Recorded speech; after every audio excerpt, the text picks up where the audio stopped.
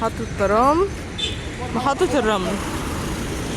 طبعا هناك كده مسجد القائد ابراهيم.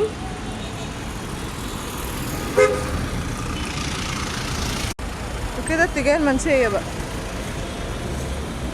بنلاقي كتب كده على المحطة، ناس بسيطة.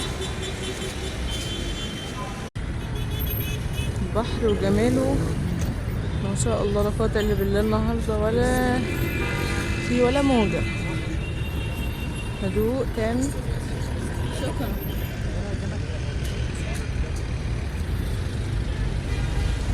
في الناس على الكورنيش، مراكب اهي هناك، والطيور قاعدة على المية ما شاء الله. استنوا كده ما احاول اعمل لكم زوم، شايفين ما شاء الله.